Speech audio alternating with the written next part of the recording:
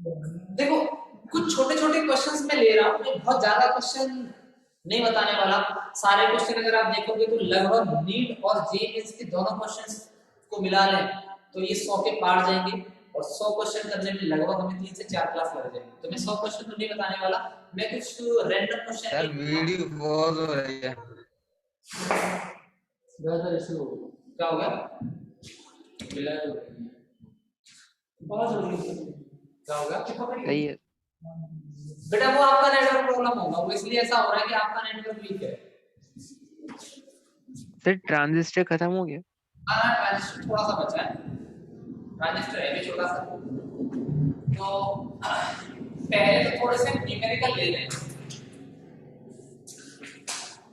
Transistor नहीं हुआ सिर्फ हिंदी मीडियम का क्यों सुबह दो तीन न्यूमेरिकल का मैं डिस्कशन आपको करा देता हूं, उसके बाद हम ट्रांजिस्टर को भी खत्म कर देंगे और लॉजिक गेट को भी। लॉजिक गेट हो सकता है आज ना हो कल हो। तो पहला एक छोटा सा न्यूमेरिकल ले रहे हैं और उस न्यूमेरिकल के जरिए ही आपको कॉन्सेप्ट समझने में पूरा हेल्प मिलेगा। ये स्टैंडर्ड क्वेश्चन है, आया हुआ है और ये आपकी पीडीएफ फाइल है।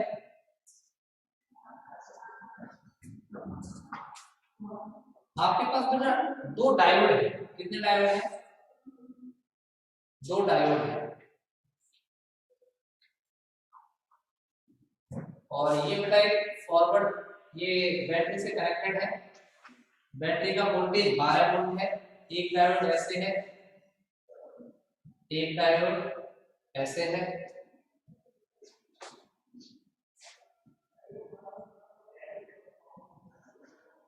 ये बेटा 4 ओम है। This is diode D1, this is diode D2, this is 3 ohm, this is 2 ohm. ये बैटरी 12 वोल्ट की है। ये बैटरी 12 वोल्ट की है। क्वेश्चन कह रहा है the circuit has two oppositely connected ideal diode in parallel. This D1 and D2 are ideal diode. ये उसने बोला है। ये क्या है बच्चों? Ideal diode. ये क्या है? Ideal diode. And these are connected in parallel. What is the current flowing through the circuit? What is the current flowing through the circuit? ये छोटा सा क्वेश्चन है। तो सर्किट से करंट फ्लो क्या होगा? सर्किट से करंट फ्लो क्या होगा? करने की कोशिश करें, सिर्फ 1 मिनट दे रहा हूं। एक छोटा सा क्वेश्चन है। ये आपका एक सर्किट डायग्राम है। इस सर्किट के अंदर दो डायोड हैं D1 और D2। D1 और D2 मैंने उल्टा बना दिया। 2 एम्पियर। मैंने डायग्राम उल्टा बना दिया। This is the question. Current लगाना है। This is the question. 2 ampere 2 ampere.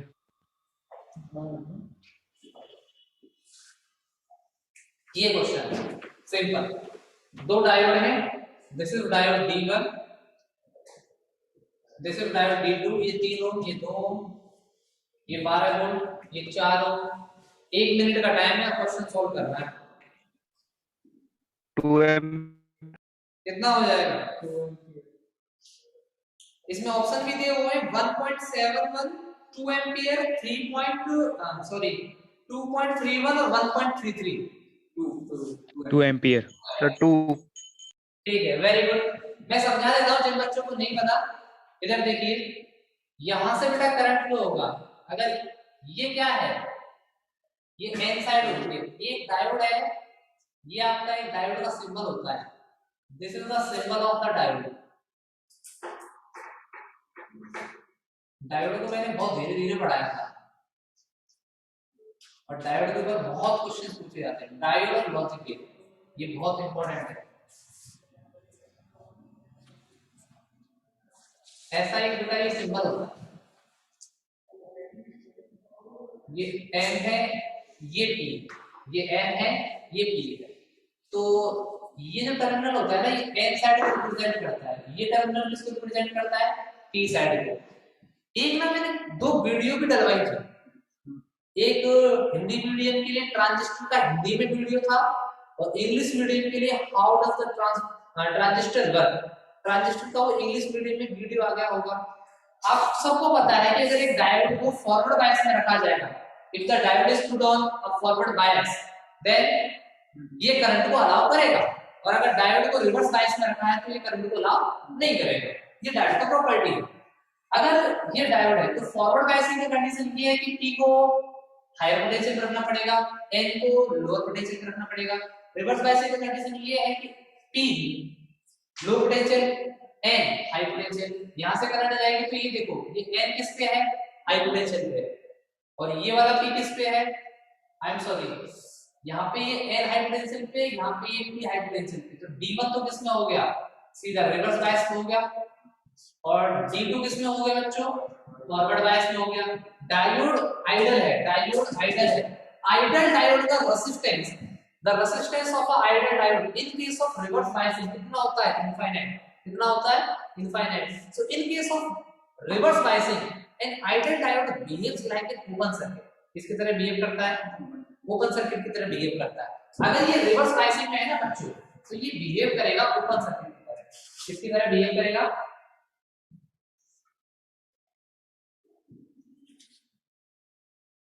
this will behave like an open circuit। ये 3 हो।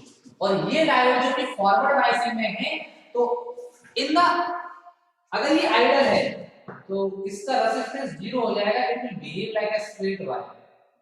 इसका रेजिस्टेंस तो इनफाइनाइट हो गया, it will behave like open circuit. इसका रेजिस्टेंस 0 हो गया, आइडल है ये। तो टोटल रेजिस्टेंस कितना हो गया सर्किट का, R इक्विवेलेंट आपने का 4 + 2 दैट इज 6 ओम। करंट कितनी होगी, करंट आपने का V/R, V कितना है 12, ये कितना है 6, करंट कितना आ गया 2। दैट्स सिंपल, हो गया सॉल्व। ये आपका क्वेश्चन। कुछ और क्वेश्चंस लेते हैं ताकि और अच्छे से 2-3 चीजें क्लियर हो जाए। ज्यादा हम डेप्थ में नहीं जा रहे, मैं बहुत ज्यादा क्वेश्चंस नहीं बताने वाला हूं आज आपको। कुछ सिंपल से और कुछ ठीक ठाक से क्वेश्चन बता रहा हूं ताकि सारे क्वेश्चंस आप कर लें। रफ कर दो बेटा, बच्चों रफ कर दो, लिख लिया, आगे। तो ये पहला क्वेश्चन था। आई होप कि आपको सबको क्लियर होगा, समझ में आ गया होगा। एक और क्वेश्चन से ले रहे हैं। एक ना आपके पास 4 डायग्राम बने हुए हैं, इसी के अंदर है ये।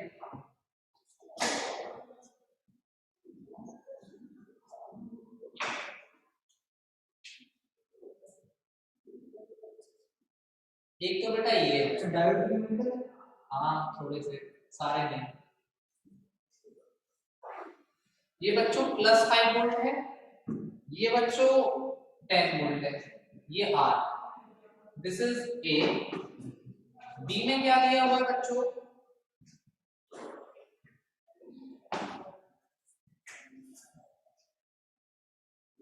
ऐसा ऐसे क्वेश्चंस रिपीटेडली पूछे गए हैं। एक ये है बेटा, ये -10 वोल्ट है, ये -5 वोल्ट है। C आपको दिया गया है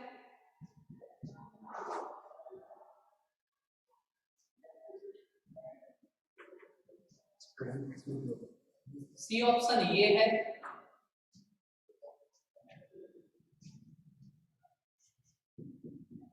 -10 वोल्ट।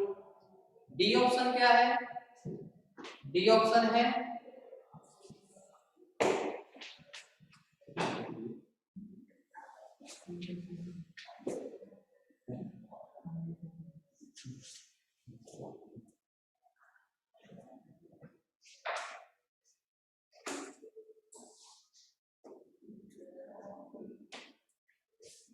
आपसे पूछा है यार, ये मेरे पास पीडीएफ थोड़ी सी क्लियर था। एक मिनट, टारगेट चालू हो गया। हाँ हाँ हो गया, बीच में कहाँ गए क्वेश्चन।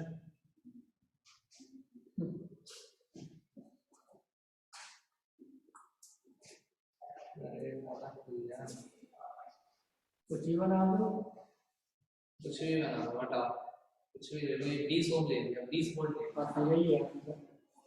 अब आपका इसमें पूछ रहा है क्या है, रिवर्स बायसिंग कौन सा है?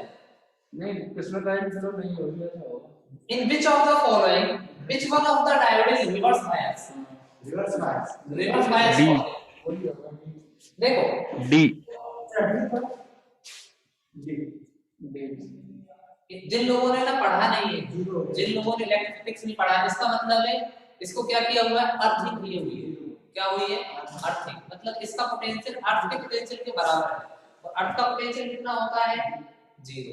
ये साइन किसका है बच्चों? अर्थिंग का।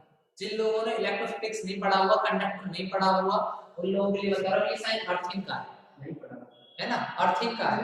अर्थिंग के केस में क्या है, किसी भी कंडक्टर की जब हम अर्थिंग करते हैं तो चार्ज की शेयरिंग होती है, और चार्ज की शेयरिंग तब तक होती है जब तक कि उन दोनों का पोटेंशियल क्या नहीं हो जाता, सेम नहीं हो जाता। अर्थ का पोटेंशियल क्या है? 0, तो कंडक्टर का भी पोटेंशियल क्या हो गया?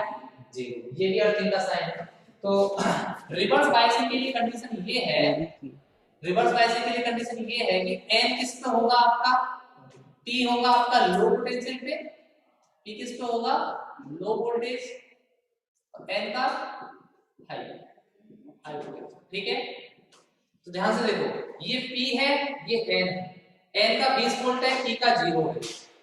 इधर देखो, n का कितना है? -10, और P का कितना है? 0। तो यहाँ पे P ज्यादा है। यहाँ पे देखो, P का ये n का -10, P का -5, अभी भी P ये फॉरवर्ड बायस है। ये आपका n है, ये +5, ये P है +10, ये forward biasing, forward biasing, forward biasing, reverse biasing. आई बात समझ में? एक और छोटा सा क्वेश्चन है इसके अंदर, रफ कर दूं? आया है समझ? हाँ, ये है सारे। आप बहुत सारे क्वेश्चंस दिए गए हैं, आप सारे क्वेश्चंस कर लेना।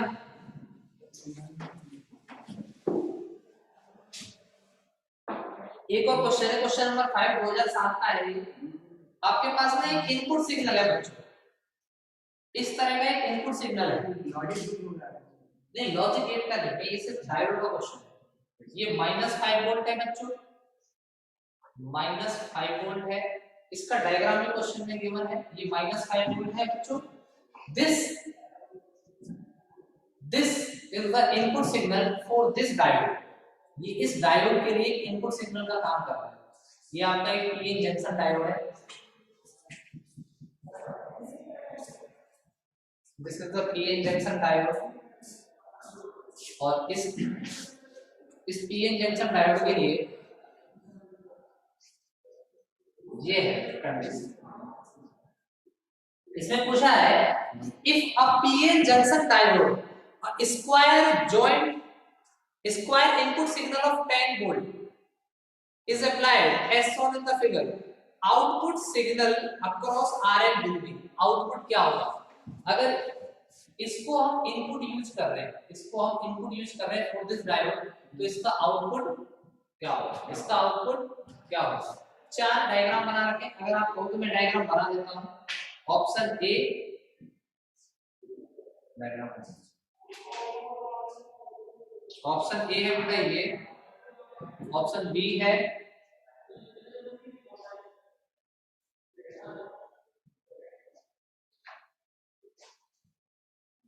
-5 वोल्ट है, 10 वोल्ट। ऑप्शन सी है -5 वोल्ट। ऑप्शन डी है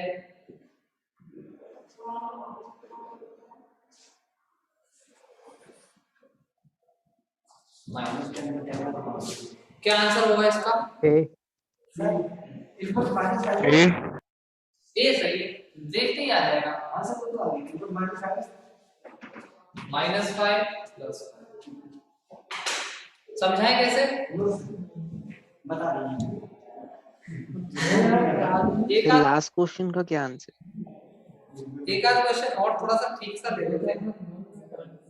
एक ये वाला ले लेते हैं 2013 वाला, बाकी हम बाद में देखेंगे। इसके बाद ट्रांजिस्टर पढ़ाना स्टार्ट कर देंगे। इसको समझा देते हैं, समझाएं? यस। क्या कह रहा है ये? इसको आपने as a input signal use किया। This is you are using at input signal इस डायोड के लिए, है ना? तो ये कैसा डायोड है? एक सिंगल डायोड है, ये क्या है, पीएन जंक्शन है। ये क्या है बच्चों, पीएन जंक्शन। अब ध्यान से देखो, फर्स्ट हाफ साइकिल इसकी नेगेटिव है, फिर क्या है पॉजिटिव। तो जब नेगेटिव होगी तो रिवर्स बायसिंग होगा, रिवर्स बायसिंग होगा तो इसका voltage time graph reverse biasing में फिर कुछ अलाउ नहीं होने देगा। अगली हाफ साइकिल में फॉरवर्ड सब कुछ अलाउ होने देगा। फिर इस तरह का इसका ग्राफ है, तो आप इसको क्या कह सकते हो, इतना है नहीं इसमें, तो ये इसका क्या हो जाएगा, ग्राफ कुछ नहीं है। ये इसका आंसर आ जाएगा। क्लियर है? एक और क्वेश्चन ले लेते हैं, जिसको नहीं समझ में आया वो लिख लीजिए। एक बार रिपीट कर देना। वापस से समझाए,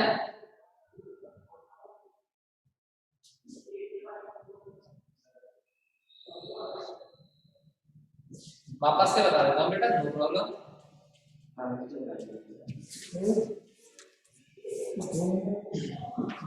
ये डायोड है, अगर ये अभी भी समझ में नहीं आया तो इधर देख लीजिए, अगर किसी को समझ में नहीं आया तो वापस से देख लीजिए।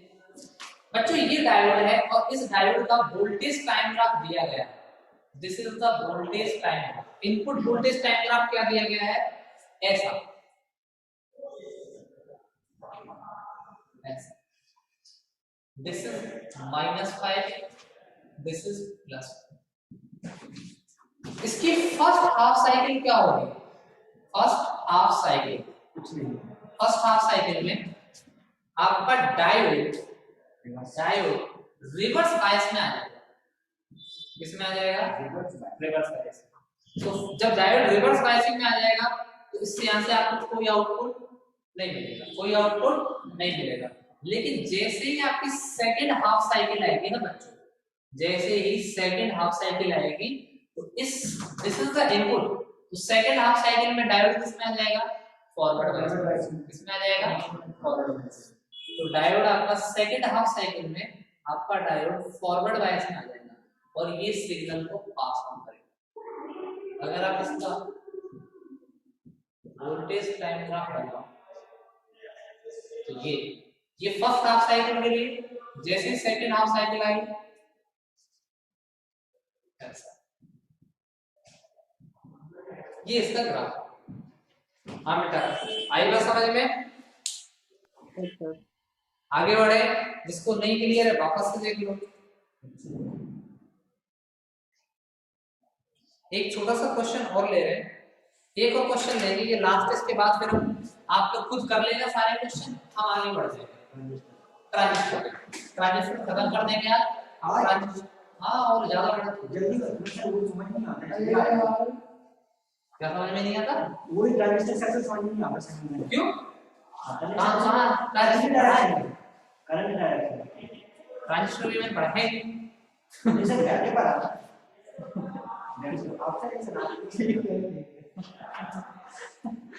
चलिए एक और क्वेश्चन ले लेते हैं, एक और क्वेश्चन ले लेते हैं, लास्ट है ये।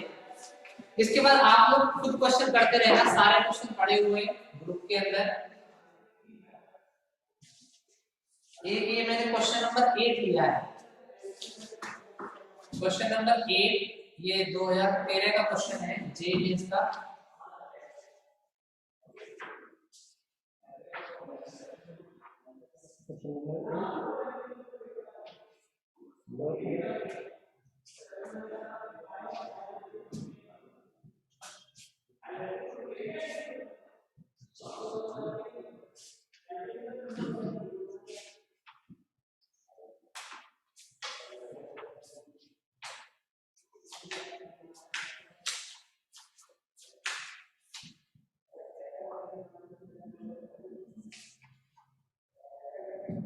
ये आपका डायोड D1 है बच्चों, ये आपका डायोड D2 है, ये आपका डायोड D3 है। ये रेजिस्टेंस R1 है, ये R2 है, ये R3 है और ये बैटरी है, ये प्लस ये -6 वोल्ट की बैटरी है ना। सारे diode D1 D1 resistance of all the diode, each diode has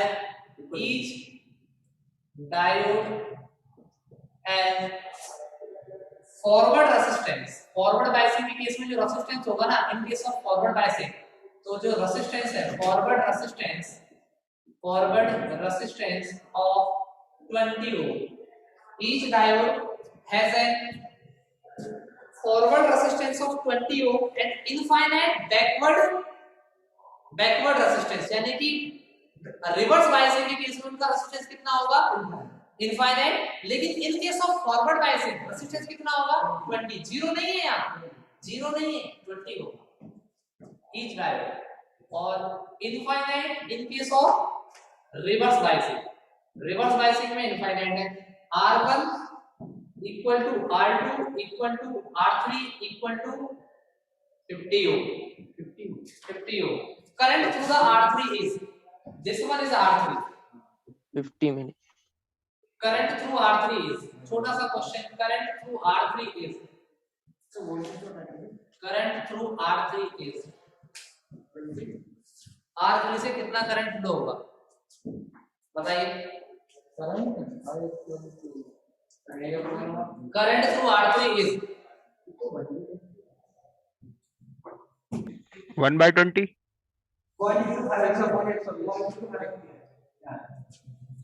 देखते हैं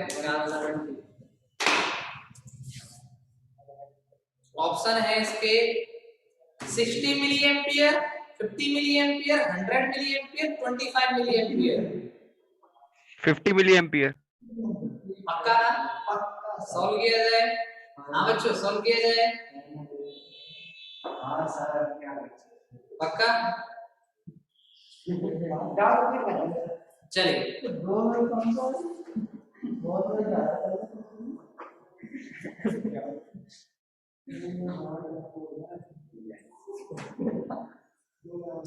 सर आपने तो इसके सही क्या है आंसर आंसर? सेंड नहीं किए। देखिए आप जैसे ही यहाँ से करंट फ्लो होगी ना, सुन लीजिए इधर, तो D1 किस में, एक को बताओ, D1 किस में है, फॉरवर्ड बायसिंग में, D2 किस में है, अगर लिखने की वजह समझ लो तो समझ नहीं आ रहा, D1 किस में है, फॉरवर्ड बायसिंग, D2 किस में है, फॉरवर्ड बायसिंग, D2 किस में है, D3 किस में है, reverse biasing, D1 forward biasing में है, D2 भी आपका फॉरवर्ड बायसिंग में है, D3 किस में है आपका, रिवर्स बायसिंग में। कोई दिक्कत, अगर D3 आपका रिवर्स बायसिंग में है ना भाई साहब, तो उसका इनफाइनाइट रेजिस्टेंस होगा। इनफाइनाइट रेजिस्टेंस का मतलब है D3 will behave as an open circuit, किसी तरह बिहेव करेगा, ओपन सर्किट। बात आई समझ में, ओके। अगर ये हो ही गया है तो ये एक वायर की तरह बिहेव करेगा,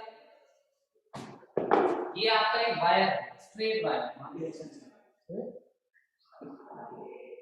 it will behave as a straight wire, it will behave as a straight wire, but इसका रेजिस्टेंस कितना है, 20। इन केस ऑफ फॉरवर्ड बायसिंग इसका रेजिस्टेंस कितना है, आई बात समझ में, आना बोलना पड़ेगा यार, आना बोलना पड़ेगा। आपसे पूछा है करंट थ्रू द R3, अब तो क्वेश्चन ही सॉल्व हो गया। अब तो ये सेमीकंडक्टर का रहा ही नहीं, ये किसका क्वेश्चन आ गया पूरा, किसका आ गया, करंट का। अब अगर आप ध्यान से देखते हो R1 कितना है बच्चों, 50, R3 कितना है, 50, तो करंट का जो पाथ होगा ना, करंट का पाथ ऐसा होगा, ऐसा। इस वाली आग में जाएगी नहीं करंट, तो ओपन सर्किट है, इस वाली आग में तो करंट जाएगी नहीं, ये ओपन सर्किट है, करंट ऐसे जाएगी, 20 ओम मिला, 50 मिला, 50 मिला, 20 50 70, 70 50 120, करंट कितना हो जाएगा, I equal to B upon R, B कितना है 6, R कितना है 120, कितना हो जाएगा ये 1 अपॉन 20, 1 अपॉन 20, 1 अपॉन 20 एम्पियर। बात खत्म करें, 1 अपॉन 20, अगर इसको मिली में कन्वर्ट करोगे तो ये 0.005 आ जाएगा, जिसको आप लिख सकते हो 50 मिली एम्पियर, जिसको आप क्या लिख सकते हो 50 मिली एम्पियर, यही आपका क्वेश्चन था। ऐसे बहुत सारे क्वेश्चंस हैं, पूरी की पूरी पीडीएफ मैंने आपको भेज दी है, आप लोग आराम से करते रहना। फिर किसी दिन एक क्लास और लेंगे हम, और उस क्लास में हम न्यूमेरिकल डिस्कशन स्टार्ट कर देंगे। अभी हम वापस से स्टार्ट कर रहे हैं ट्रांजिस्टर। क्या स्टार्ट कर रहे हैं? ट्रांजिस्टर। और कोशिश करेंगे कि आज ट्रांजिस्टर को खत्म कर दिया जाए और छुट्टी कर दी जाए। न्यूमेरिकल की पीडीएफ मैंने सेंड कर दी है, आप लोग देख लेना, है ना। और कोशिश करना कि घर से सारे न्यूमेरिकल हो जाए, कोशिश करना। नीट के भी क्वेश्चन सारे करने हैं, जे मेंस के भी क्वेश्चन सारे करने हैं। हालांकि इसमें मैंने आंसर की नहीं भेजी है, तो आंसर की मैं आज शाम तक अभी घर जाके दोबारा भेज दूंगा, कोई दिक्कत वाली बात। अब सुनिए, अब हमारा बहुत प्यारा सा टॉपिक है ट्रांजिस्टर। ट्रांजिस्टर क्या है? अगर ट्रांजिस्टर को आप थोड़ा सा खोल के देखोगे ना, तो ये कुछ ऐसा मिलेगा। ट्रांजिस्टर, ट्रांस रेफर कर रहा है यहाँ पे ट्रांसफर, ट्रांस रेफर कर रहा है यहाँ पे ट्रांसफर ऑफ करंट। किसको रेफर कर रहा है? Transfer of. और ये रेफर कर रहा है from low resistor to, from low resistor to high resistor, low resistor to high. This is what we call as transistor.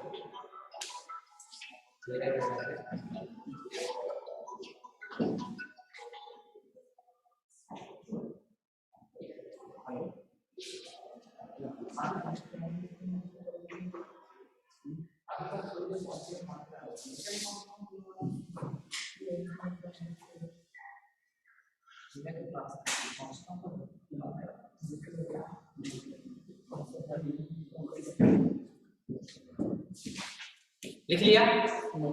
इसके ऊपर पूरी चर्चा चलेगी कि ऐसा इसको मैंने क्यों लिखा है।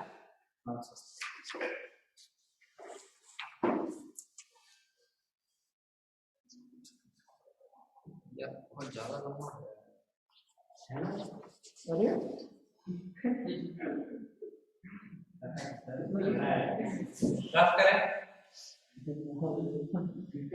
ट्रांजिस्टर बेसिकली एक ऐसी डिवाइस है जो करंट का ट्रांसफर करती है, कहां से? लो रेसिस्टर जोन से high resistor zone. So basically transfer is a device that transfer the current. Transistor is a device that transfer the from low resistor to high resistor. That's देखो कैसे। तो transistor एक ऐसी डिवाइस है, और detail पढ़े, जिसके अंदर 3 टर्मिनल है। कितने टर्मिनल है? 3 टर्मिनल है और 2 जंक्शन डायोड। क्या है? 2 junction diode. 2 junction diode 3 terminal, मतलब एक बात तो क्लियर है, कोई एक है जो बीच में क्या हो रहा है? पिस रहा है। एक है जो बीच में पिस रहा है। तो ध्यान से अगर देखें, 2 ही टाइप के आपके पास सेमीकंडक्टर होते हैं, पी टाइप के और एन टाइप के। या तो आप पी को बीच में रख लो, या फिर आप एन को बीच में रख लो। तो यहाँ से 2 टाइप के आपके पास सेमीकंडक्टर ट्रांजिस्टर बनते हैं। एक है एन पी एन, एक है आपके पास पी एन पी एन। अगर आप इसको ध्यान से बनाओगे तो ये कुछ ऐसा सेमीकंडक्टर है, P N N P N. This is what we call as emitter. This is base and this terminal we call as conductor. अगर हम PNP की बात करें, PNP की बात करें तो ये आपका P है, ये आपका N है, ये वापस से आपका P है, ये इसके 3 टर्मिनल, कलेक्टर, एमिटर, 3 टर्मिनल होते हैं। 2 तरह के ट्रांजिस्टर हैं, NPN transistor, PNP transistor. 3 terminal को जो हम रेस्पेक्टिवली कहते हैं एमिटर, बेस, कलेक्टर। एक बार इनके ऊपर मैं आपको चर्चा करके बता देता हूं कि एमिटर क्या है, बेस क्या है और कलेक्टर क्या है। ठीक है? एमिटर जैसा कि इसके नाम से पता चल रहा है ये एमिटर है। ये क्या है? एमिटर। ये क्या करेगा? एमिट करेगा। किसको एमिट करेगा? चार्ज को एमिट करेगा। चार्ज कैरियर को एमिट करेगा। सप्लाई करेगा। क्या करेगा? सप्लाई करेगा। किसकी? Charge carrier. So basically it supply the charge career. It supply the charge career. It supply the charge career. ये सप्लाई करता है कि किसके पास ज्यादा होते हैं। ज्यादा इसलिए होते हैं because it is heavily doped. Because it is so it is heavily doped. It is heavily, ये बहुत ज्यादा हैवीली डोप्ड होता है। अगर ये एन टाइप का है, एनपीएन ट्रांजिस्टर की बात करें तो एनपीएन में बहुत ज्यादा इलेक्ट्रॉन्स होंगे, बहुत ज्यादा इलेक्ट्रॉन्स होने वाले हैं। यहाँ बहुत ज्यादा होल्स होंगे, यहाँ बहुत ज्यादा होल्स होंगे। दोनों ही केस में मेजॉरिटी ऑफ चार्ज कैरियर है। अब ये चार्ज सप्लाई किया जाएगा किसके लिए? कलेक्टर के लिए। किसके लिए? कलेक्टर के लिए। Through DC, through base, through base. अब बेस क्या है? आप कहोगे बेस की जरूरत क्यों पड़ी? सीधा ही बेस की जरूरत ही क्यों पड़ी? सीधा ही बेस। देखो वो भी आपको समझ में आएगा कि बेस की जरूरत क्यों पड़ी। ऐसे थोड़ी बेस की जरूरत क्यों पड़ी ये भी समझ में आएगा। बट अभी के लिए तो आप इतना मान लो कि बेस एक मिडल सेक्शन होता है ट्रांजिस्टर। बेस क्या है? एक मिडिल सेक्शन है ट्रांजिस्टर का, और जो कि थिनेस्ट लेयर होती है। अब ये थिनेस्ट लेयर है तो ये बहुत लाइटली डोप्ड होता है, बहुत लाइटली डोप्ड होता है। तो बच्चों ये बहुत लाइटली डोप्ड है। यहाँ पे होल्स होंगे, यहाँ पे इलेक्ट्रॉन्स होंगे, है ना? यहाँ पे होल्स होंगे, यहाँ पे इलेक्ट्रॉन होंगे। ठीक है, अब कलेक्टर की हम बात करते हैं। कलेक्टर की हम बात करते हैं तो कलेक्टर एक ऐसा रीजन होता है कि जो चार्ज आया है, जो एमिटर चार्ज को सेंड कर रहा है, जिस चार्ज को सप्लाई कर रहा है, उसको कलेक्ट करने का काम करता है। और ये मॉडरेटली डोप्ड होता है, और ये मॉडरेटली डोप्ड होता है। अगर हम एक वर्किंग कंडीशन की बात करें तो बेस एमिटर को फॉरवर्ड बायसिंग में रखा जाता है। किसमें रखा जाता है बच्चों? in the normal working of a transistor, in the normal working of the transistor, a base emitter junction is kept in the forward biasing. This junction be kept as in reverse biasing. reverse बात आई समझ में? आई कि नहीं है? छोटी छोटी चीजें अभी याद रखनी है। आप प्रोफेसर ऐसा क्यों कर रहे हो, उसका जवाब मिलेगा। हमने अभी तक यहाँ तक पढ़ा ट्रांजिस्टर तीन टर्मिनल है, मेन पी, एलएमपी, एलपी, emitter, base, collector. Emitter emit करेगा चार्ज कैरियर को, बेस एक पैसेज देता है, base provide a passage to the charge carrier. एक कंडक्टिविटी का पैसेज होता है बेस, और कलेक्टर चार्ज कैरियर को कलेक्ट करता है, वापस से इनको भेज देता है एमिटर। अब एक सर्किट सिंबल भी आता है, थोड़ा सा इंपॉर्टेंट है सर्किट सिंबल। अच्छा एक बात बताओ, क्या करंट सेमीकंडक्टर में एन से पी की तरफ फ्लो कर सकती है? नहीं कर सकती। करंट कभी भी एन से पी की तरफ फ्लो नहीं कर सकती। एन से पी की तरफ का मतलब होता है रिवर्स बायसिंग। रिवर्स बायसिंग में करंट फ्लो हो ही नहीं सकती। करंट अगर सेमीकंडक्टर है तो हमेशा फ्लो होगी कैसे? पी से एन की तरफ। किसकी तरफ? पी से एन की तरफ। फॉरवर्ड बायसिंग, फॉरवर्ड बायसिंग में ही करंट का फ्लो हो पाता है।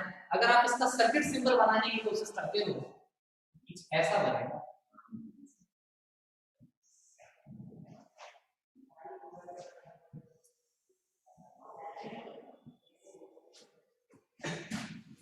ये बेटा कलेक्टर है, ये बेटा बेस है, ये बेटा एमिटर है।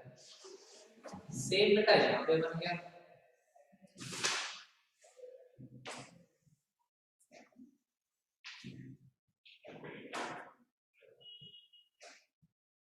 Collector, emitter, base. बच्चों सिर्फ डायरेक्शन का ही फर्क, और क्या है? अभी तो मैंने कुछ भी दिया ही नहीं डायरेक्शन का। बेस और उसमें उसका 14 उसका अंदर क्या है? क्या बेस और बेस की डायरेक्शन अंदर है।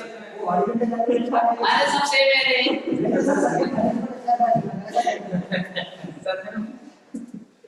ऐसा कुछ नहीं है। तो कौन सा हार्ड मैंने लगा किसी कमियां निकालते कमियां निकालो तो फिर क्या है? कमियां क्या है इतना बड़ा है अभी यही करेंगे। अगर हम एन की बात करें और या पी एन पी की बात करें, टी एन पी है तो पी से एन की तरफ करंट का फ्लो ऐसे जैसे emitter base current N P N है, पी से एन की तरफ करंट का फ्लो जैसे बात करें। बहुत सर हाँ बेटा, सर बेस में डिफरेंस क्यों है दोनों में? बेस में कहाँ क्या डिफरेंस है? सर इसमें सरकमफेरेंस का टच है उसमें। अरे यार ये बता रहे हो क्या? अरे नहीं भाई ऐसा नहीं है। Yes sir. ये तो बता रहे हैं सर ये कीमती कुछ हो सकता क्या बेटा? है ये क्या ये पीएनपी क्यों नहीं हो सकता? करंट का जो इसको आप करंट का फ्लो ना पी से एन की तरफ होता है। ये करंट का फ्लो होता है पी से एन की तरफ, एमीटर से करंट सिंबल से हमने जब रिप्रेजेंट किया है, दो तरह के हमारे पास ट्रांजिस्टर है, तो उनके सर्किट सिंबल हमने कुछ ऐसे बनाए। ये सर्किट सिंबल अभी इस सर्किट के अंदर लगा होगा, जैसे सर्किट के अंदर आप क्वेश्चन कर रहे हो और आपको ये मिल जाता है, आप देख के बता देते हो क्या है, ये आप चिल्ला देते हो क्या है, डायोड। क्या है ये? डायोड। और अगर ये ऐसा हो और ऐसा हो तो ये क्या है? ये फोटो डायोड। क्या है ये? Photo diode. और अगर ये सर्किट के अंदर कहीं ऐसा कुछ मिल जाए ये जीना डायोड तो आप क्या चिल्ला देते हो? Zener diode. तो ये सर्किट सिंबल है और कुछ नहीं है। सर्किट में आपको ट्रांजिस्टर बना के नहीं देगा, या तो ये बनाएगा या ये बनाएगा। अब आपको समझना पड़ेगा कि ये ट्रांजिस्टर है, उसमें भी पीएनपी है, एनपीएन है, वो सिर्फ करंट का एरो बताएगा। क्लियर है? आगे बढ़े? ठीक है, स्टार्ट करें। अब हम कोई दिक्कत है क्या बेटे? करते हैं। अब हम बात करते हैं वर्किंग ऑफ ट्रांजिस्टर। इसके ऊपर चर्चा करते हैं। मैं जो बोल रहा हूँ ना, एक वीडियो में मैंने आपको एनिमेटेड भेजा है, देख पाए ना? घर जाके आराम से देख लेना, एनिमेशन है उसमें कुछ नहीं देखिएगा। वर्किंग ऑफ ट्रांजिस्टर, हालांकि उसमें बहुत सारी चीजें नहीं है, बट जितना भी है वो 3D की हेल्प से उन्होंने अच्छा बताया है। उस चैनल पे ना काफी सारी अच्छी चीजें मिली हुई है।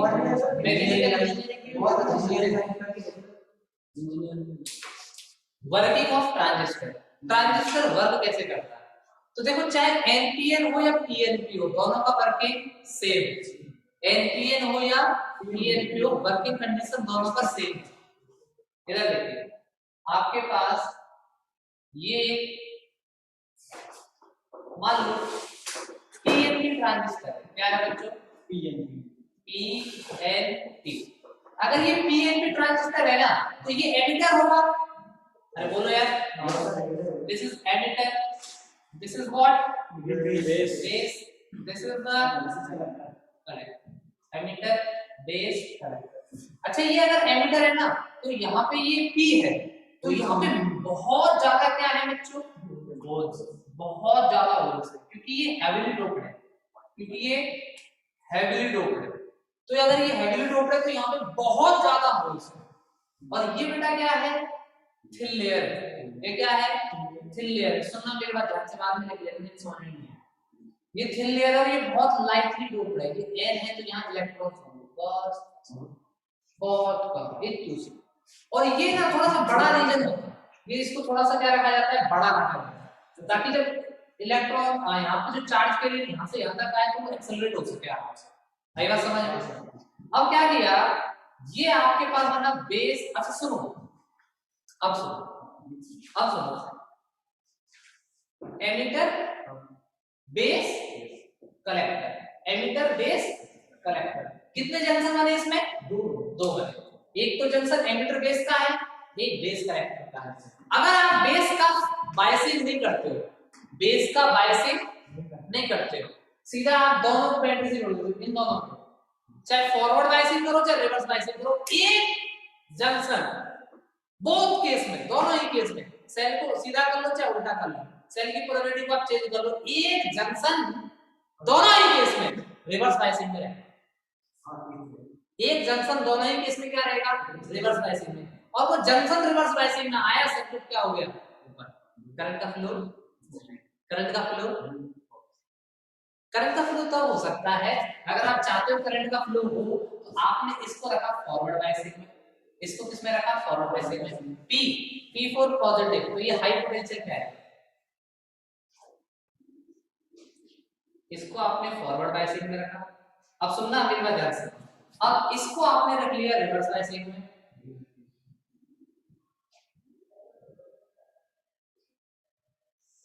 अब करंट का पूरा कंप्लीट बात हो गया।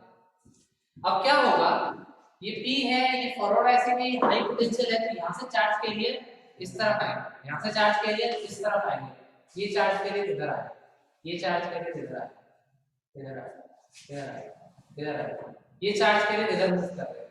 लेकिन बेटा बीच में मिला N, बीच में मिला N, बेस में, दोनों केस में बेस मिलेगा। बेस एक ऐसा रीजन है यहाँ बहुत कम चार्ज कैरियर है, लेकिन यहाँ से मेजॉरिटी ऑफ चार्ज कैरियर आ रहे हैं, तो बहुत कम चार्ज कैरियर यहाँ पे क्या हुए, कॉम्बाइन हुए, यहाँ पे इस तरफ फ्लो करने लगे, तो यहाँ से बेस करंट होगी, लेकिन बहुत कम है और ये यहाँ से बहुत ज्यादा आ रहे हैं, तो most of the charge career overshoot this base reason, और इसको ओवरशूट करते हुए इधर आ गए, किधर आ गए, इधर। लेकिन ये ऑलरेडी रिवर्स बायसिंग कंडीशन में है, ये इधर रिवर्स बायसिंग कंडीशन में है। अगर ये इधर रिवर्स बायसिंग में यहाँ से करंट फ्लो हुई IE, तो आप ऐसा कह सकते हो ये जो बेस करंट होती है ये लगभग 2 से 5% होती है IE, it is approximately 2 to 5% of IE, negligible होती है, बहुत जरा सी करंट होती है। और ये यहाँ से बहुत दूर तक इन्होंने ऑलरेडी रिपेल किया हुआ है रिवर्स बायसिंग की वजह से, तो ये इलेक्ट्रॉन यहाँ तक आराम से एक्सेलरेट करते हुए आ जाते हैं और ये करंट के लिए कंप्लीट पाथ बन जाता है, और यहाँ से आपको ये कंस्टिट्यूट करता है IC। तो एक करंट का पूरा मैसेज हो गया, यहाँ से आपका IC आया, यहाँ से IB आया, तो आपने कहा जो टोटल करंट बना that is IE equal to IB plus IC। याद रखना है कि IC जो होती है लगभग 95% ऑफ IE होती है, केवल 5%, 2 से 5% एक नेग्लिजिबल करंट बेस के थ्रू ड्रॉ होती है।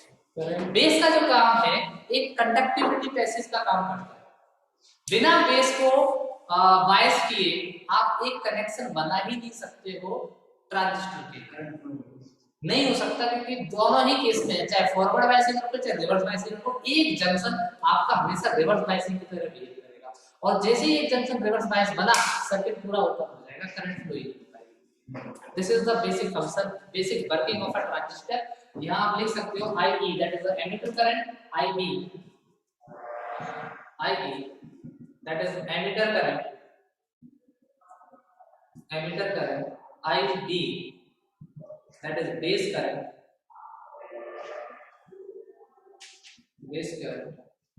IC that is collector current,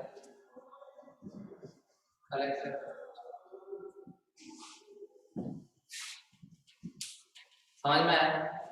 लगभग बहुत नेग्लिजिबल होती है, 0.05 टाइम्स ऑफ I, और ये लगभग बराबर होती है I। Base current base current जो बहुत कम चार्ज पार्टिकल कोलैबोरेट हुए,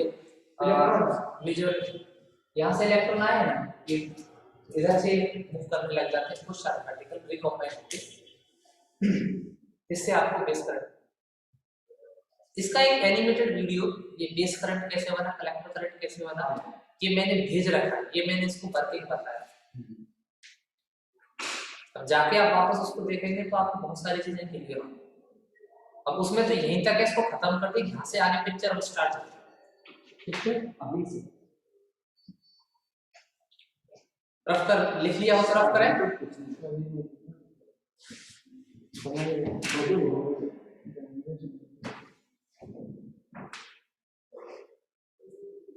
थोड़ा जल्दी लिखिए।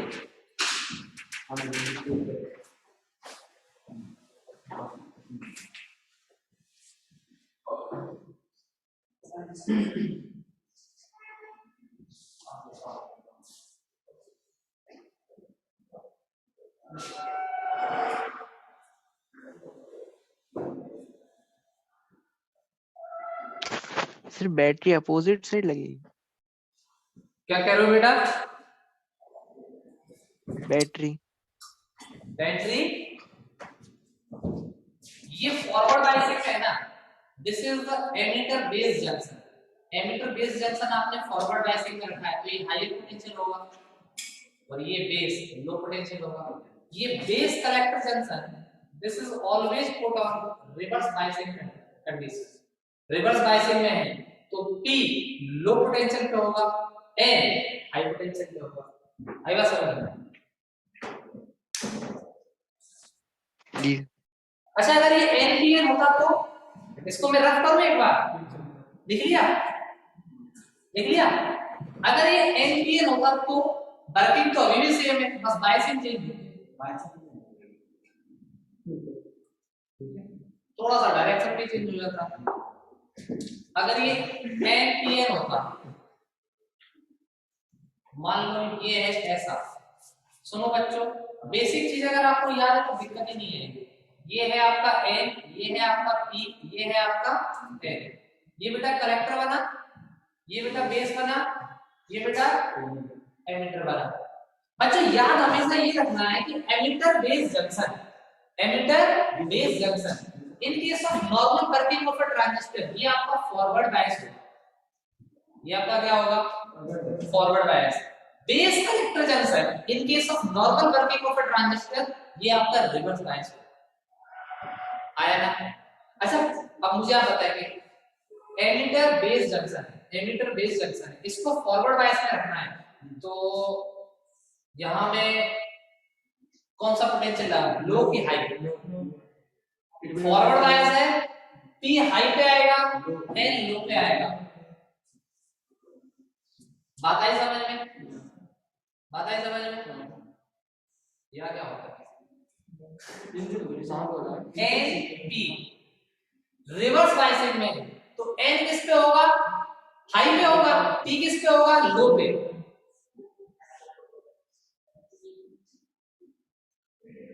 आई बात समझ में? ये नेगेटिव ये पॉजिटिव, ये नेगेटिव ये पॉजिटिव। अब कंडीशन क्या हो गई? अब क्या हो गई? यहां से एमिटर करंट निकलेगी, यहां से एमिटर करंट, यहां से एमिटर करंट निकलेगी। थोड़ा सा पार्ट स्लाइटली आईवी में जाएगा, थोड़ा सा पार्ट इधर से फिर आईसी बनेगा और वापस से इधर घूम के बताइए समझ में? Again this is IP equal to IB plus बाकी वर्किंग सेम, वर्किंग पूरा का पूरा सेम। छोटी छोटी चीजें याद रखनी है।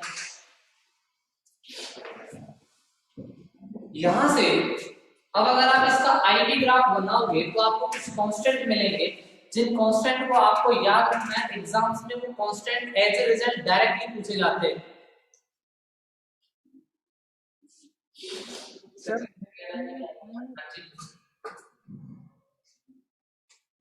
हाँ जी sir sir collector sir battery में साइन सही है? कलेक्टर में बैटरी के साइन बैटरी का ऊपर पॉजिटिव है। हाँ अच्छा अब सही है, thank you.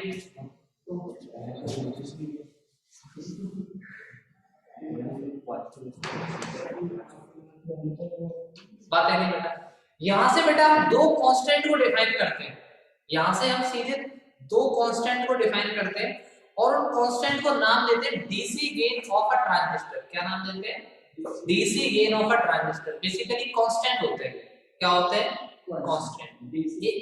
DC gains, DC gain एक है बेस करंट एम्प्लीफिकेशन फैक्टर, एक है एमिटर करंट एम्प्लीफिकेशन फैक्टर।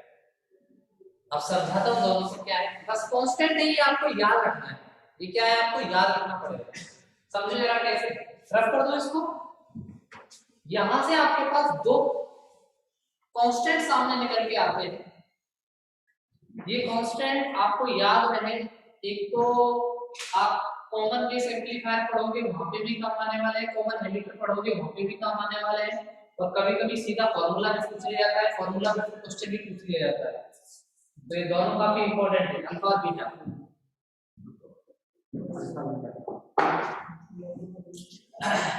पहला आपके पास जो इंपॉर्टेंट कांस्टेंट है जिसको हम कहते हैं base current amplification factor, amplification factor, base current amplification factor, base current amplification factor, base current amplification factor, इसको कहते हैं बेटा हम बीटा। क्या कहते हैं? बीटा। और ये होता है आईसी डिवाइडेड बाय आईवी, ये होता है आईसी डिवाइडेड बाय आईवी। ऐसे एक और फैक्टर होता है जिसको हम कहते हैं emitter, emitter current amplification factor, amplification factor, emitter current amplification factor, जिसको हम कहते हैं अल्फा। अल्फा होता है IC upon IV, IC upon IV. अगर आप इस फॉर्मूले से वैल्यू पुट करते हो किसकी?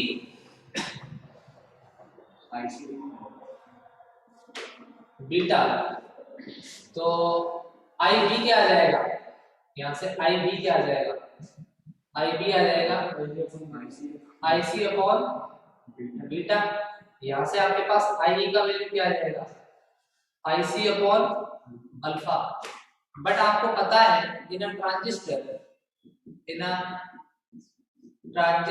मेरी बात ध्यान सुनना भी, I E equal to I B plus I C. I B का वैल्यू क्या है? I C upon alpha. I B का वैल्यू क्या है? I C upon beta plus I C. I C cancel out, 1 upon alpha equal to 1 upon beta plus 1, 1 upon alpha equal to 1 upon beta plus 1। तो यहाँ से आपके पास सीधा alpha निकल के आता है beta plus 1 upon beta, beta plus, तो अल्फा कितना आ जाएगा? नहीं, बीटा कितना आ जाएगा? अल्फा माइनस 1, तो alpha upon 1 minus alpha. Beta का वैल्यू कितना आ जाएगा? Alpha upon 1 minus alpha. ये दो फॉर्मूले आपको याद रखने हैं।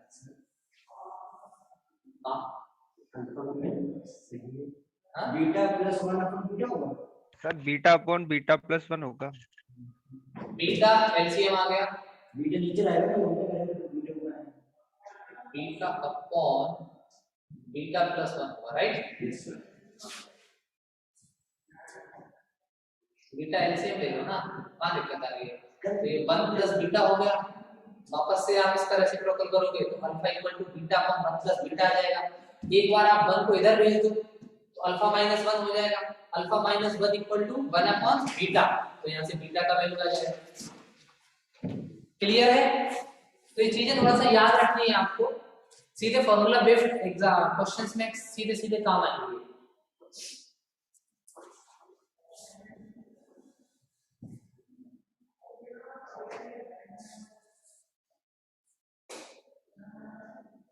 अब हम पढ़ते हैं एप्लीकेशन ऑफ ट्रांजिस्टर। रफ करें थोड़ा सा,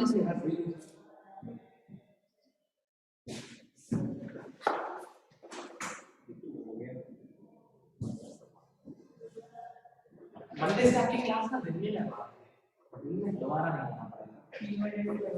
3 बजे सर, 3 बजे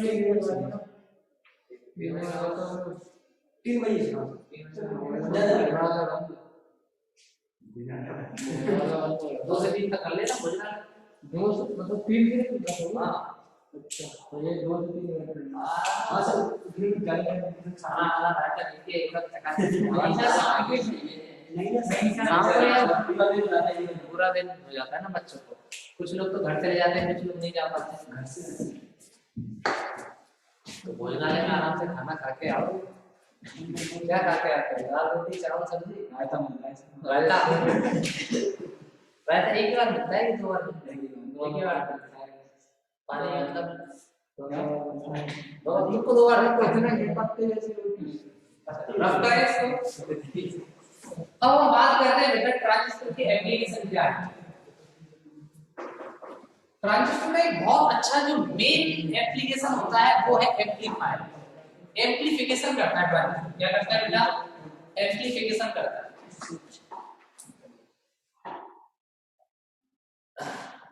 देखो एम्पलीफायर क्या होता है? एम्पलीफायर बात है। एम्पलीफायर क्या है? एम्पलीफायर एक ऐसी डिवाइस है। Amplifier is a device which increases the strength of time varying signal. Amplifier is a device which increases the strength of time varying signal. बात सुनिए यहाँ से। Say suppose this is a voltage time graph. This is input. This is input voltage, and this voltage is varying with respect to the time. Now, this voltage is given as an input. This voltage is given as an input to the amplifier. अगर आप इसको input देते हो amplifier के लिए, तो amplifier क्या करेगा? एम्पलीफायर क्या करेगा? इसका जो आउटपुट वोल्टेज होगा ना उसको बढ़ा देगा। क्या कर देगा? उसको बढ़ा देगा।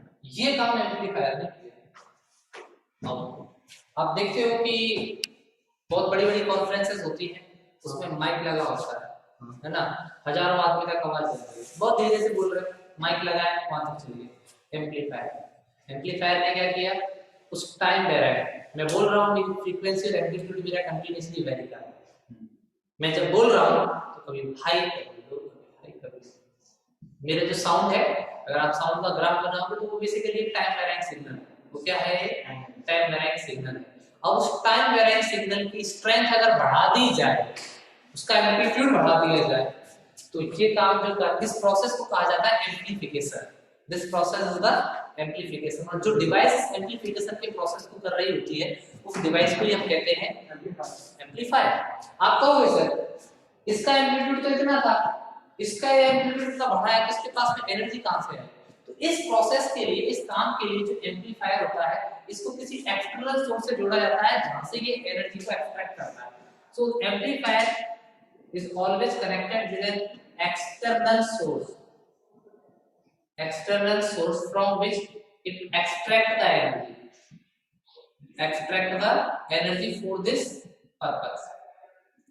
यहाँ से एनर्जी एक्सट्रैक्ट करके ये क्या करता है? सिग्नल को एम्पलीफाई करता है। क्या करता है?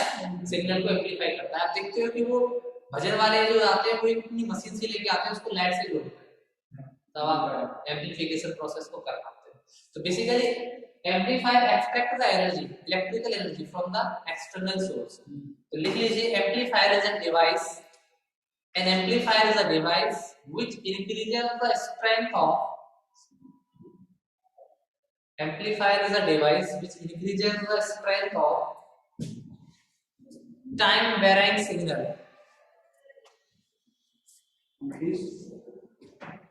Increases the strength of time varying signal.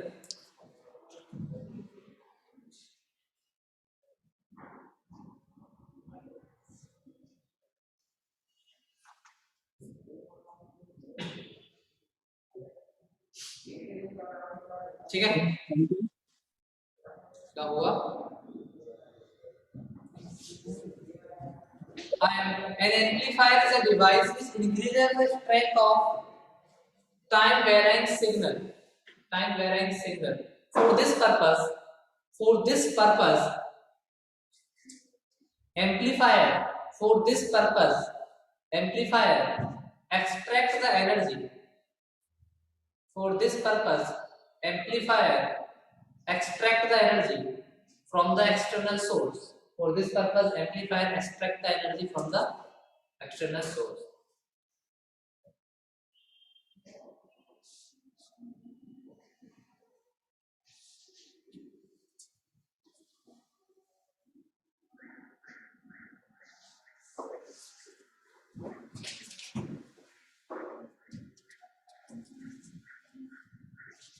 ठीक है। अब हम देखते हैं कि हाउ ट्रांजिस्टर बिहेव्स और वर्क्स एज एन एम्पलीफायर। तो ट्रांजिस्टर को हम देखेंगे अब एम्पलीफायर के रूप में। इसके रूप में ट्रांजिस्टर का जो मेजर फंक्शन होता है ना, ट्रांजिस्टर का जो मेजर फंक्शन होता है वो एम्पलीफिकेशन नहीं होता है, और अगर बेस है, क्या है, बेस है। अच्छा एक बात सुनिए,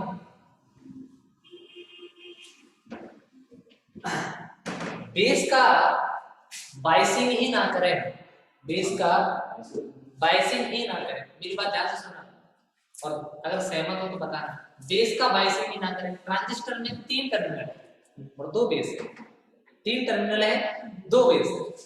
आप बेस का बाइसिंग मत करो, बेस का बाइसिंग मत करो, और सीधा का सीधा क्या कर दो, दोनों को जोड़ दो, एक ही बाइसिंग करो। तो बीच का कोई भी एक, जैसे भी आप करते हो फॉरवर्ड बाइसिंग करोगे या रिवर्स बाइसिंग करोगे, तो कोई भी एक जंक्शन रिवर्स बाइसिंग के केस में आ जाएगा, और वो एक ओपन सर्किट की तरह बिहेव करेगा, करंट को फ्लो नहीं होने देगा। That's why that is the major function of the transistor, that's why it can be used as a switch, इसीलिए स्विच की तरह बिहेव करता है। नहीं बात समझ, जब ट्रांजिस्टर को हम स्विच की तरह बिहेव करते हैं तो बेस को किसमें कर देते हैं, रिवर्स बाइसिंग में हम उसको लगा देते हैं, या फिर उसके क्रॉस बाइसिंग नहीं कराते। तो ये ट्रांजिस्टर का एक दूसरा फंक्शन है, but the major function of the transistor is the amplification. अब हम देखते हैं कि ट्रांजिस्टर एम्पलीफिकेशन कैसे करता है, किसी भी टाइम डायरेक्ट सिग्नल की स्ट्रेंथ को कैसे बढ़ाता है। इधर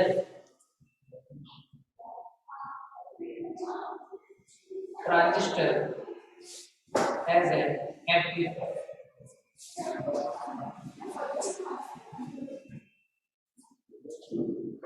ट्रांजिस्टर एज एन एम्पलीफायर। बात ध्यान सुनना, जब भी आप ट्रांजिस्टर को वाइस करते हो, when a transistor is vice, हमेशा ध्यान रखना, when a transistor is vice, when a transistor is vice, अगर किसी भी ट्रांजिस्टर की बाइसिंग की जाती है तो ये कुछ इस तरह की जाती है कि इसका जो बेस एमिटर होता है, it's base emitter junction, base emitter junction, ये किसमें होता है बच्चों, फॉरवर्ड बाइसिंग में होता है। किसमें होता है, फॉरवर्ड बाइसिंग। और इसका जो बेस कलेक्टर जंक्शन होता है बेटा, वो किसमें होता है, वो होता है रिवर्स बाइसिंग। किसमें, रिवर्स बाइसिंग। यानी कि अगर ये फॉरवर्ड बाइसिंग में है तो इसका करंट, इसका resistance in case of forward biasing, resistance in case of forward biasing वो क्या होगा, बहुत कम होगा। दैट इज वेरी, अगर ये बहुत कम है तो यहां से हाई करंट प्रोड्यूस होती है, हाई करंट प्रोड्यूस होती है, जो कि किधर मूव करेगी, रिवर्स बाइसिंग की तरफ, कलेक्टर की तरफ। और कलेक्टर के केस में क्या है, रेजिस्टेंस ऑफ द रिवर्स, इसका, इस जंक्शन का, और resistance of base emitter junction that is very low. इसका रेजिस्टेंस क्या है, बहुत हाई, क्या है, बहुत हाई। तो यहां से आप करंट को फ्लो कराओगे बहुत लो रेजिस्टेंस जोन से एक बहुत हाई रेजिस्टेंस जोन की तरफ। तो this is the amplification action of a transistor, this is what we call as amplification action of a transistor, that is the transfer of current from a low resistance zone to a high resistance zone. How, let's see, इसको लिखिए थोड़ा सा।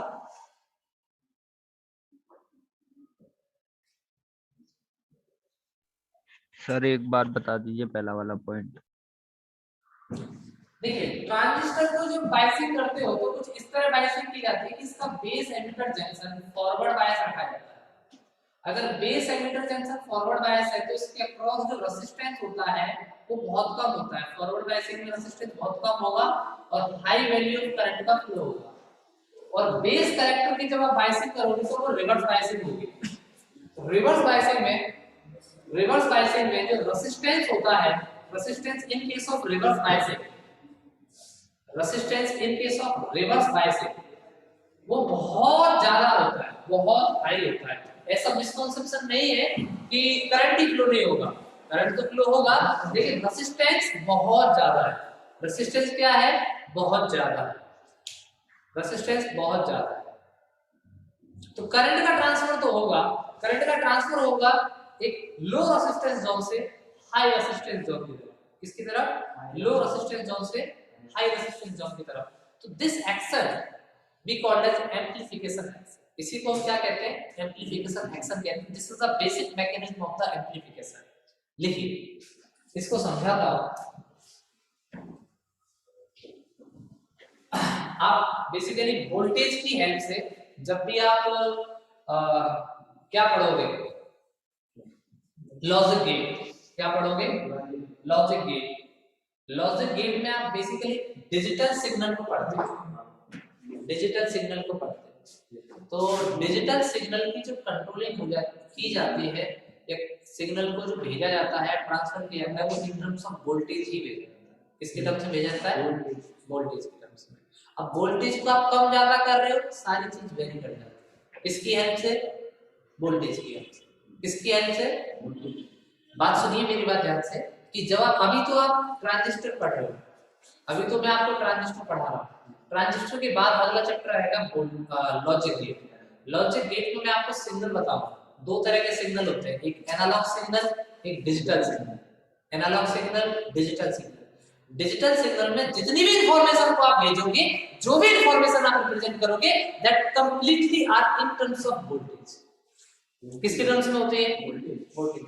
Voltage कम ज्यादा, कम ज्यादा, सारी information, सारे signal जो भी आप देना चाह रहे हो, मैं बोल रहा हूं, जो भी कैसे, वो सब वोल्टेज के टर्म्स में होते हैं। उन सबको हम रिप्रेजेंट करते हैं इन टर्म्स ऑफ वोल्टेज।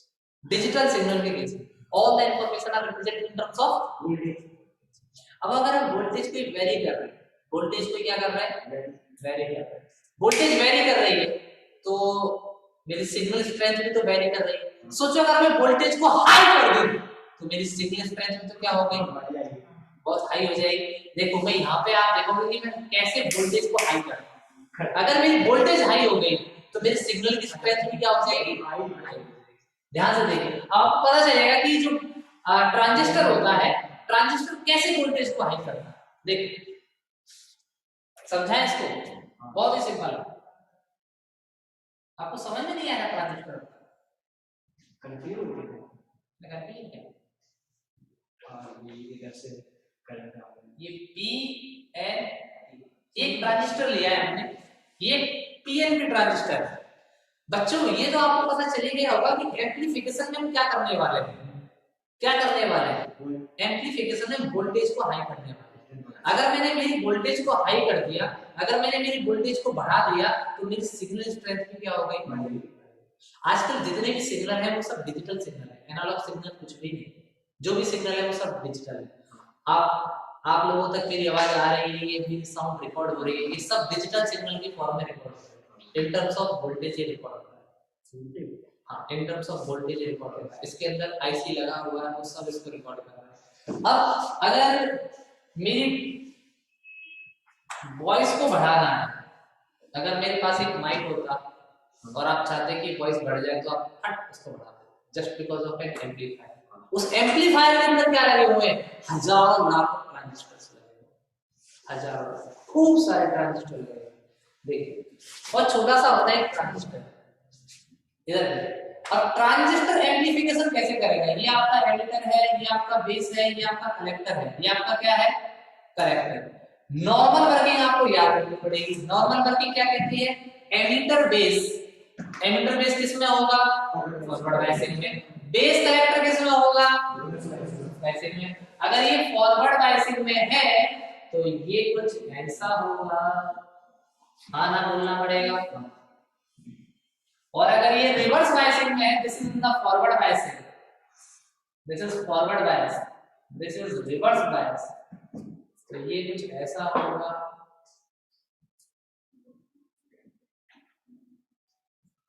आया ना? आया ना? ये पॉजिटिव, ये नेगेटिव, ये नेगेटिव, ये पॉजिटिव। बोलो आया ना? बात आई समझ? मैं इसको पॉइंट वाइज लिखाऊंगा और फिर देखना पूरा एकदम अच्छे से पूरा पिक्चर क्लियर हो जाएगा। एक बात तो आपको बहुत अच्छे से समझ में आ जानी चाहिए कि यहाँ से मेजॉरिटी ऑफ चार्ज कैरियर इधर सप्लाई होगा, उस मेजॉरिटी ऑफ चार्ज कैरियर में से बहुत स्मॉल अमाउंट में चार्ज कैरियर इधर आएगा और बाकी सारा का सारा इधर आ जाएगा। तो उससे क्या बनेगी आपको आईसी। यहाँ से टोटल क्या गई आईपी गई।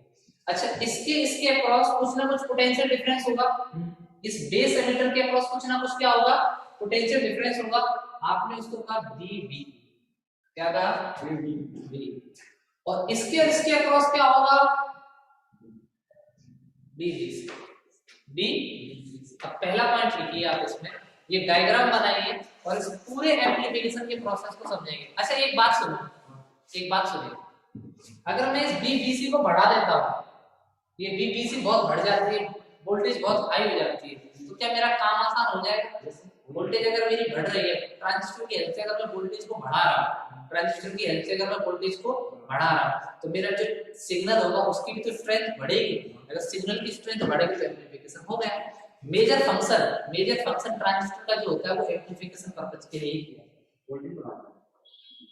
स्ट्रेंथ बढ़ा देता है signal in terms of voltage. Voltage से आप कुछ भी चीज कर सकते हो, वोल्टेज बढ़ जाएगी तो आप कुछ भी बढ़ा सकते हो। अब इसको पॉइंट वाइज पॉइंट लिखाता हूं, आपको एकदम अच्छे से क्लियर होगा।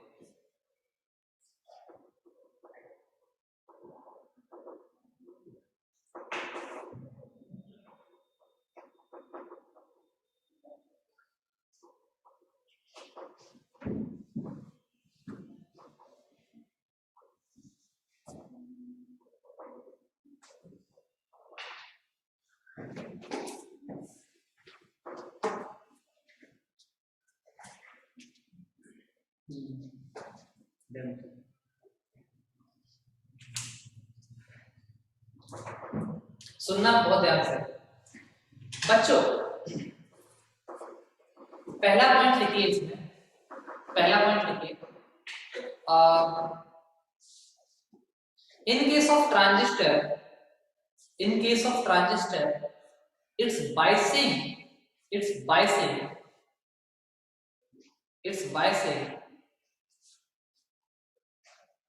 done in such a way, its biasing is done in such a way that its base emitter junction is forward biased. Its biasing is done in such a way, its base emitter junction is forward biased and base emitter junction is reverse biased. ये पूरा picture तो clear है? Its base emitter junction is forward biased, its base collector junction is reverse biased. Base emitter junction क्या है? Forward biased है, और base collector junction क्या है? Reverse biased. बात समझ में आई कि नहीं है? अब क्या होगा, बाइसेक्ट कर दिया आपने, अब आपको एक चीज तो पता है कि ये एमिटर है, एमिटर में क्या है? बहुत ज्यादा मेजॉरिटी ऑफ चार्ज कैरियर है। ये फॉरवर्ड बायस है तो ये मेजॉरिटी ऑफ चार्ज कैरियर यहां से मूव करना स्टार्ट करेगा, किसकी तरफ? कलेक्टर की तरफ। किसकी तरफ? कलेक्टर की तरफ। बीच में कौन मिला? बेस बहुत लाइटली डोप, बेस बहुत 10 लाख अगर चार्ज के रेट जा रहे तो 10 इलेक्ट्रॉन या फिर 10 चार्ज के लिए मिलेंगे, जिनके साथ ओवरलैप हो यार, बाकी के सारे किधर हो गए? ऊपर से इस तरफ, बाकी के सारे किस तरफ आ गए? इस तरफ। तो यहां से माइनर से करंट बनती है बेस की हेल्प से, जिसको हम कहते हैं आई। बाकी सारी करंट किधर फ्लो बढ़ जाती है? किसकी तरफ फ्लो बढ़ जाती है? आई। अगर ये फॉरवर्ड बायसिंग में है, ये फॉरवर्ड बायसिंग में है तो इसका रेजिस्टेंस भी क्या होगा? बहुत कम होगा। ये रिवर्स बायसिंग में तो इसका रेजिस्टेंस भी क्या होगा? बहुत ज्यादा होगा। अगर ये जो बहुत रेजिस्टेंस इसका बहुत ज्यादा है तो इसके अक्रॉस पोटेंशियल ड्रॉप भी क्या होगा? बहुत ज्यादा। इसके अक्रॉस पोटेंशियल ड्रॉप भी क्या होगा? बहुत ज्यादा। यही इसका बेसिक एम्प्लीफिकेशन एक्शन होता है। लिखिए, its biasing is done in such a way its base emitter junction is forward bias, its base collector junction is reverse bias. अगला पॉइंट लिखेंगे, a majority of charge carrier, a majority of charge carrier, majority of charge carrier from emitter, majority of charge carrier from emitter passed to collector, passed to collector. यहां से charge carrier किसकी तरफ flow हुए, collector की तरफ। तो यहां पे एक पोटेंशियल ड्रॉप होता है, इस जंक्शन पे क्या हुआ, एक पोटेंशियल ड्रॉप हुआ, उस पोटेंशियल ड्रॉप को आप क्या कहते हो, VB। So a high potential drop takes place, so a high potential drop takes place at drops takes place, so a high potential drop takes place base collector junction, base collector junction है ना, base collector junction, ये voltage बहुत high हो जाती है। लिखिए अगला point लिखिए इसमें, इसका पूरा पूरा फंक्शन लिखिए। A very high value of current IE, a very high value of current IE is produced, a very high value of current IE is produced, this IE, a very high value of current IE is produced, and majority of emitter current, and majority of emitter current को हमने IE कहा है, and the majority of emitter current will pass to collector, will pass to collector, इसका जो बहुत ज्यादा major portion है वो कलेक्टर के पास आ जाएगा, will pass to collector, so IC equal to approximately IE, so IC is approximately equal to majority of emitter current, majority of emitter current will pass to collector, तो IC approximately equal है IE के, IC approximately equal है IE के। A small base current exists through, a small base current exists, a small base current exists through the base due to a low doping in the base, a small base current exists through the base due to the low doping in the base,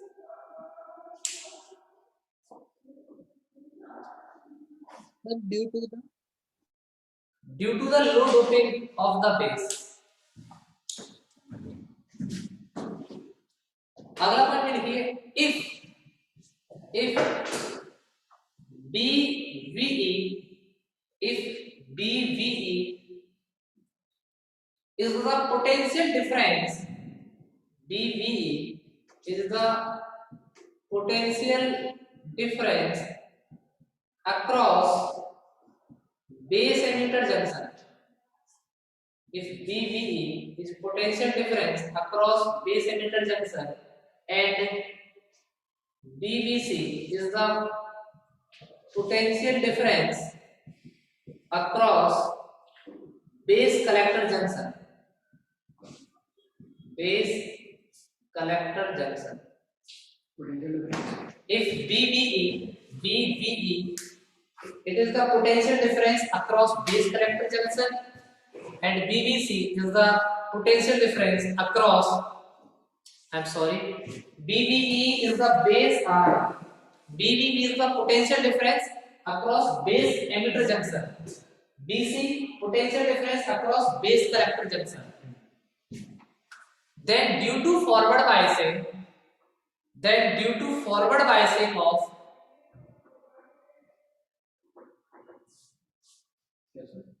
due to forward biasing of base emitter a high current is produced.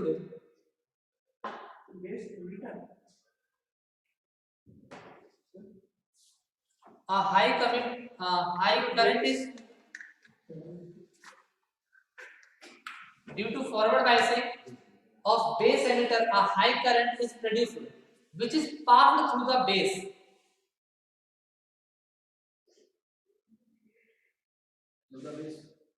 Which is passed through the base. Passed through the base to the collector. To the collector. To the collector. As the resistance of the base collector junction is high. इसका resistance क्यों high है? क्योंकि ये reverse bias है. क्योंकि ये as लिखिए, ऐसे लिखो, एज मत लिखना. नहीं लिखा सर. हाँ, कौन सा जंक्शन है ये? Base collector junction is reverse biased, so its resistance is very high. Base collector junction is reverse biased. Base collector junction is reverse biased. Base collector junction is reverse biased. So its resistance is high. So the potential drop across the base collector junction will be very high. So अगर resistance high है ना इसका, potential drop across base collector junction will be very high. Potential drop बार तो बोल रहा हूं, क्या बोला था? इसका रेजिस्टेंस बहुत ज्यादा है तो इसके अक्रॉस जो पोटेंशियल ड्रॉप होगा बहुत ज्यादा होगा. Potential drop across the base collector junction will be very high compare to base emitter junction. This is the law of this is the amplification action. This is the basic amplification action. बात आई समझ में? Sir repeat कर दीजिए.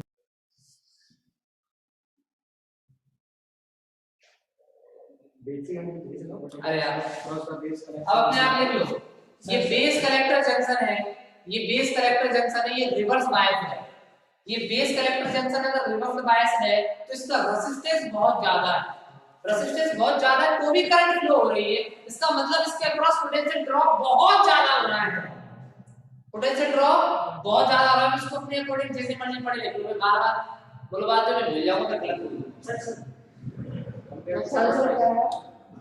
I repeat this entire process once again. Listen me very carefully. देखो, एक transistor होता है. ट्रांजिस्टर की बायसिंग क्या हो गया? ट्रांजिस्टर की बायसिंग नॉर्मल कंडीशन के अक्रॉस इस तरह की जाती है कि एमिटर, मैंने ना सारा तो लिख रखा है, इधर देख लो. फिर बाद में समझ में नहीं आएगा, लिखते रहना. लिखा तो किताब में भी है. Ammeter base junction forward bias में रहेगा. और ये फॉरवर्ड बायसिंग में है तो इसका रेजिस्टेंस बहुत कम होगा. यहाँ से एक बहुत high amount of current flow होगी. जो कि सीधी पास कर जाएगी. किसके लिए? कलेक्टर के लिए. अब ये बेस कलेक्टर रिवर्स बायसिंग में है. बेस कलेक्टर किसमें है? रिवर्स बायसिंग में है. अगर ये रिवर्स बायसिंग में तो इस जंक्शन का रेजिस्टेंस बहुत ज्यादा होने वाला है. उस करंट को फ्लो कराने के लिए इसके क्रॉस पोटेंशियल ड्रॉप भी बहुत ज्यादा होगा as compare to this junction. यहाँ पे पोटेंशियल ड्रॉप है, बट दिस पोटेंशियल ड्रॉप यानी कि potential difference across base collector junction is very high relative to base emitter junction. This is what? This is a transfer. That means you can say this is a low resistance zone. This is what? A high resistance zone. A low resistance zone. Listen me very carefully. It's quite important. A low resistance zone is producing high current. Low resistance zone is producing high current. That is emitter current, which is transferred to the high resistance zone. That is base collector zone. है ना? and it is producing a high potential drop. It is producing a high potential drop. This is basic mechanism of the amplification. This is transistor exactly does for the amplification purpose. आगे इस तरह से potential drop को high किया जाता है।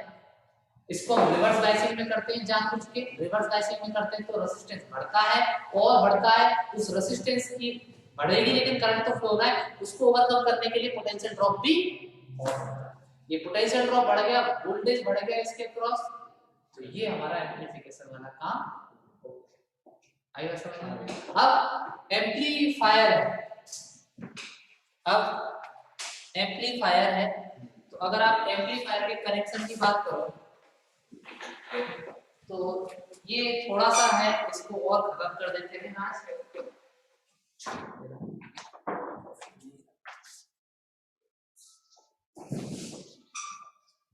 Amplifier को आप ध्यान से देखोगे ना तो दिक्कत इसमें एक ही है, ये आपका एम्प्लीफायर है, ये इसके दो इनपुट टर्मिनल, दो आउटपुट टर्मिनल, इनपुट और ये आउटपुट। ये इनपुट है, ये आउटपुट है। टोटल कितने टर्मिनल? 4, 1 2 3 4। ट्रांजिस्टर के पास कितने टर्मिनल? गड़बड़ी हो गई, तो एक को क्या करना पड़ेगा? एक, अरे नालायक, एक को गायब कर दोगे तो वापस से 2 रह गए। एक को क्या करना पड़ेगा? एक को कॉमन करना पड़ेगा ना। एक पिन में 4 खिलाड़ी, एक पिन में 3 खिलाड़ी, एक खिलाड़ी को क्या कर दो? कॉमन कर दो।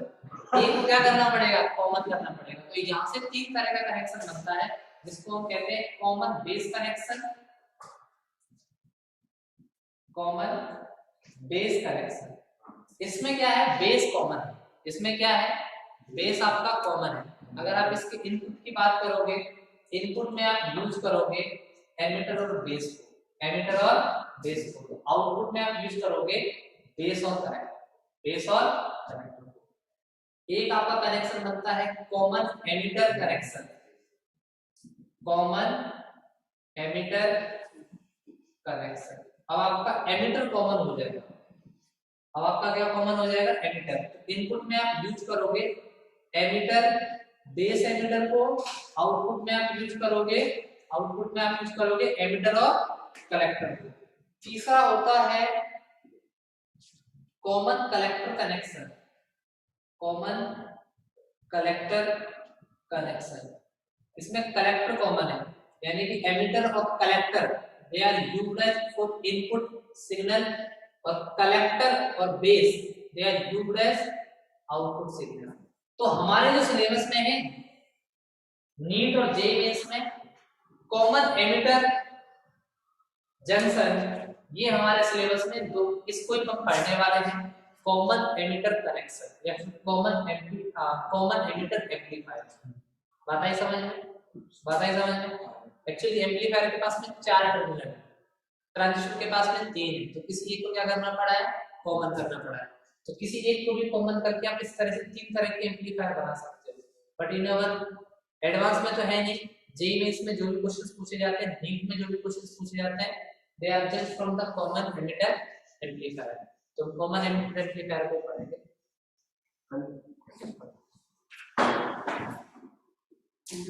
Thank you students.